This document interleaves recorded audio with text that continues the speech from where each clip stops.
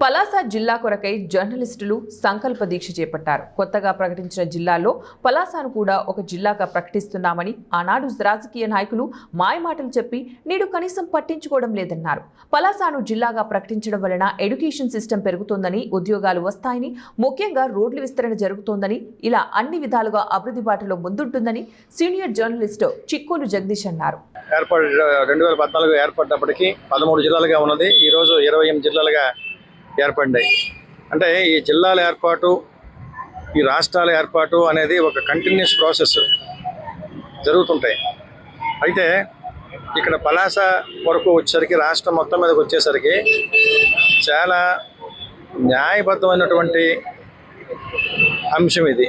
పలాస జిల్లా కేంద్రంగా ఏర్పడాలి అనేది. ఎందుకంటే ఇది అపారమైనటువంటి సహజ సంపదలు ఉన్నటువంటి ప్రాంతం. ఇది అందరూ వెనుకబడిన ప్రాంతం అంటారు. వెనుకబడిన ప్రాంతం కాదు, వెనుక నెట్టేసిన ప్రాంతం.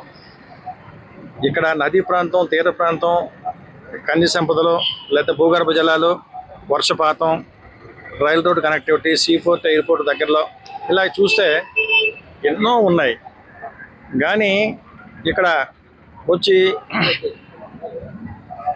దీన్ని అభివృద్ధి చేద్దాం, సాగునీరు కానీ త్రాగునీరు కానీ మిగతా ఉన్నటువంటి ఇది ఉదాహరణ చూస్తే